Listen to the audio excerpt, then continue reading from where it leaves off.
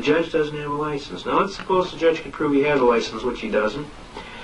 Judge, let me ask you a question. Under your retirement fund, isn't it a fact that you get a certain percentage of the rake-off of all the tickets that come before your bench? Well, yeah.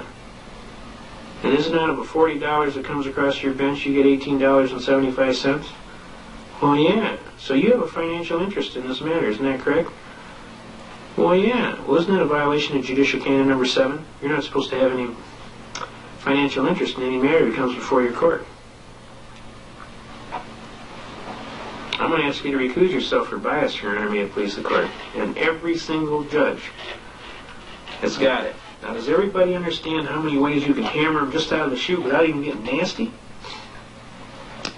The judge don't have a license. The judge has got a personal interest in the case for financial reasons.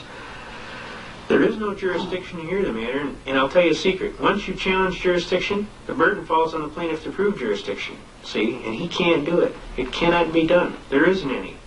There is no jurisdiction to hear a traffic ticket in the United States of America. I know, you're sitting back, oh, come on, they've been getting this for years. A traffic ticket is a writ of assistance or a bill of attainder. You look in your Constitution, you'll find out bills of attainder are against the Constitution. And it's stated at least twice that I know of, all right? I'm telling you, you read your Constitution. There is no place for a traffic ticket. You cannot have a writ of assistance that has civil equity arguments that transmit into law penalties. They can't throw you in jail for a debt, because that's a debtor's prison. We have a constitutional argument against that also. So how do they do it? Because they wants to, and because you don't know any better. That's how they do it. Okay? What if they have a court, if they say it's a court of equity? All right, that's a good question. I'm glad you're paying attention here. If they say they have a court of equity and there is equity, then you turn to them and say, thank you, Your Honor, I appreciate your time. I would like to know who is the injured party and where the contract is. Can you show me the contract? There is no contract unless you didn't sign your license on UD 1-207 without prejudice. Where is the contract? It's when you sign for that license. So don't sign for that license unless you put UD 1-207 without prejudice, UCC 1-207. Now, they can't produce the contract, and if they could produce the contract, you've exercised your waiver under the contract not to give up your constitutional rights to travel freely and unencumbered, right? And let me ask you this, can you enter into an unconstitutional contract? Not lawfully. The contract is voidable for not lawful performance. It has to be a lawful contract for you to enter into it. All right, now the next thing. Who's the injured party? Who got injured? Show me, Judge. The parking meter out there? Another neat trick that I like to do, especially in speeding tickets, is I like to confront my accuser. I always like to call a black box that accused me of speeding to the stand, and the judge always gets upset. And I tell him, well, Your Honor, I said, I've been asking this policeman here for 3 hours how the black box that he's been playing with works, and he can't tell me. And we've been through the whole stationary mobile radar manual from Macomb County Community College Law Enforcement Academy, and I've asked him every question, and I don't know how he passed his second-class radio operator's license, because he doesn't know how the damn thing works, period. He doesn't even know how to set up the test to properly test the thing in all environments. I said, on top of that, I said, he is not the witness. He is nothing but a hearsay witness. And his testimony is inadmissible in any court in the land, because you can't have hearsay. He says, what the hell are you talking about? I said, he did not actually accuse me. That black box with flashing lights on it and little beepers accused me. I said, now if I had a black box in here with little lights on it and making noises and accusing and saying, he didn't speed, he didn't speed, he didn't speed, we know how far that'd go, right through that window, Judge. You can throw it right out through that window. But you let this guy bring his idiot box in with flashing lights and beepers on it, and his thing is exactly by the book and admissible in court.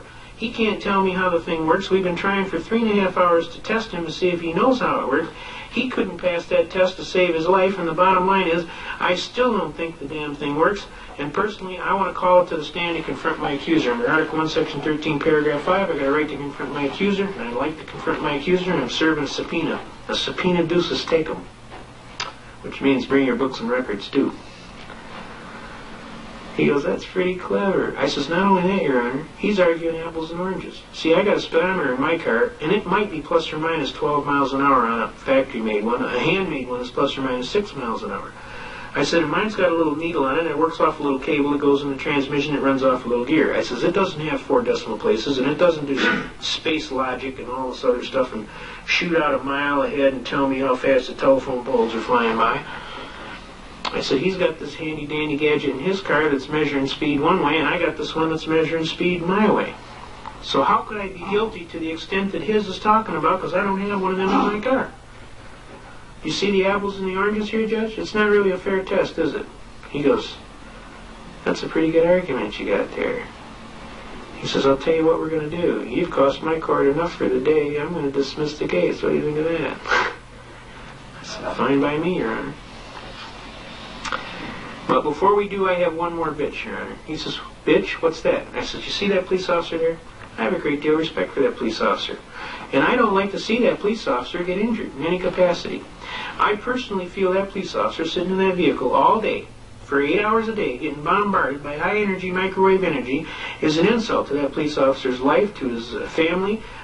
I personally feel for that police officer. I wonder why these guys are so irritable and why they don't want to eat no food and they don't want to jump the old lady when they go home. And I says, I understand why. It's because they're being bombarded by this high-energy microwave. And I said, some of them are getting cancer. I says, I think that this is an atrocity. And I said, I don't think that that officer should be required to sit in that car all day and be bombarded by that high-energy microwave energy, which could cause him to get testicular cancer and all kind of other problems with his life. And just so that the city can make bucks off of these tickets. I says, this is an atrocity. He says, you don't worry about that policeman, that's my job. I worry about that policeman. I said, sir, I said, I worry about him. He works for me. I worry about him. I says, now I've personally run tests on this thing where we took a microwave leak detector right from Radio Shack, which you use to detect the microwave leaks on your radar range at home. And I said, we went over by the radar car, he flipped the switch on, and that thing went in the red. So I know them guys are being bombarded by high-energy microwave energy, and I know that if I had a microwave energy oven at home that was leaking that bad, it'd go in the trash. You understand? Because of the dangerous, hazardous energy that is being given off by the thing. I says, now you ask my police officer here, my friend in the community that's going to protect me to put a risk of cancer or something like that on his body. I says, I think that's absolutely un-American, and I'm protesting. He said, well, I'll take it under consideration. I said, and I thank you for your concern for our police officer. I said, that's all right, Your Honor. I was trying to be a good citizen. So we walked out of the courtroom, that cop came alongside of me, and he says, I ain't never turning that damn thing on again. And what do you bet that didn't go everywhere? Now that's psychological warfare, folks. That's how it works. And I was right, and I was honestly trying to help him. But he told me he ain't never turning that damn thing on again.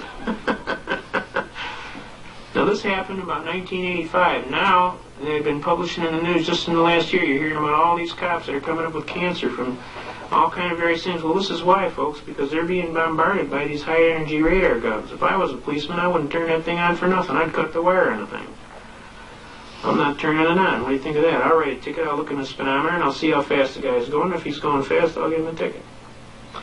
But I'm not turning that thing on. Just so I can have my hair fall out and get a chemotherapy treatment. I don't need that kind of stuff, you understand? I told the judge, I says, you got any kind of idea what kind of power is coming off the end of the antenna on that gun? I said, for every inch that it goes past the windshield, the power curve is squaring itself. Now it's reaching out 1/4 of a mile. You got any kind of idea how much power is coming off the end of that antenna? I said, that poor guy is being bombarded with high-energy microwave energy. I don't think it's right.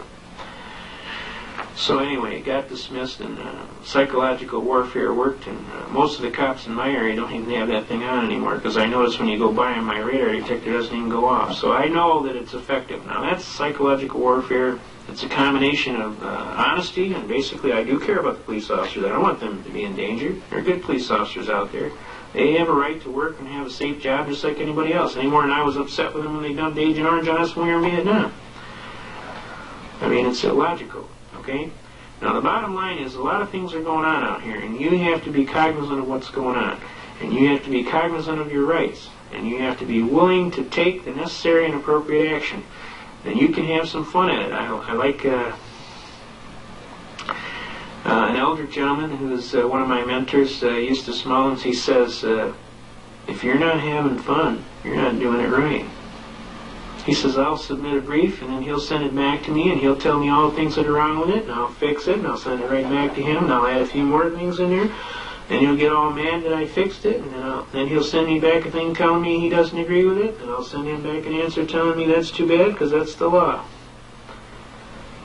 Now, you can have a lot of fun doing this. Another neat thing you can do is go down and sit in courts.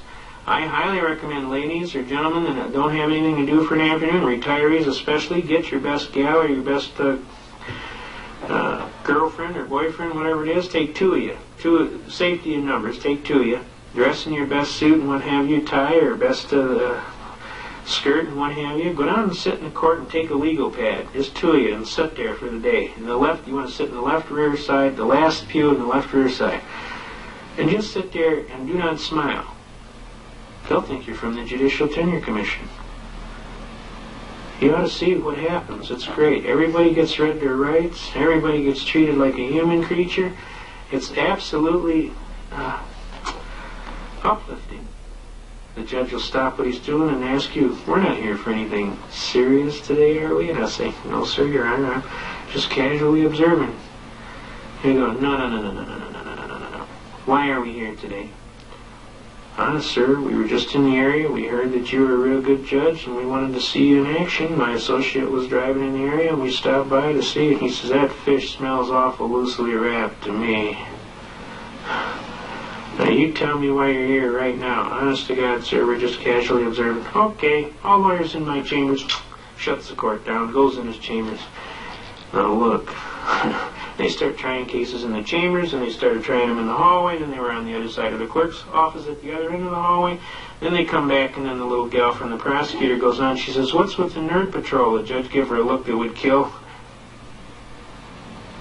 Don't you do it today, honey.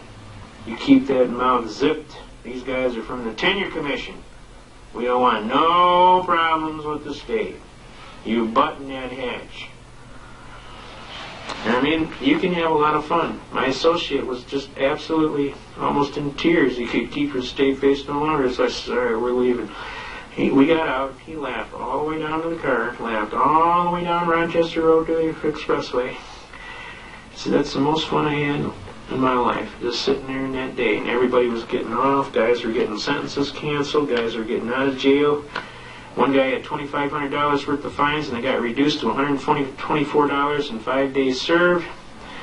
It was $240, and it was going to be 10 days in jail, but the judge turned to me and winked. He says, I can't throw him in jail for a civil infraction. I knew that. So, this is the last offer I'm going to give you, young man. It's going to be $124 and 5 days served. Does that sound good to you? The lawyer turns to me and says, you better take this. This is the best deal you're ever going to get. So I'm telling you, you can be effective as citizens. You can get on the radio. You can call up. We have here Mark Scott on the radio, and we have several people. Mike Reagan. We have Jesus. There's at least 8 or 10 top people. Joe Maxwell is on there. There's a Newman fellow. Dave Newman, there's quite a few. You get on these talk shows, when you hear them bring up the right constitutional issues, you pop off, you sound off. Tell them, hey, this is America. Last time I heard we got an American flag on a pole out there. Last time I heard we got a constitution, and by God, we're going to keep it forever. Forever. Anybody got a problem with that? Okay? Now, there's a bunch of other things. We're going to take just a little break here, and we're going to come back, and we're going to finish off with some really hard stuff for the advanced students. So, come right back with us. We got some more stuff for you. Just like the old squirrel.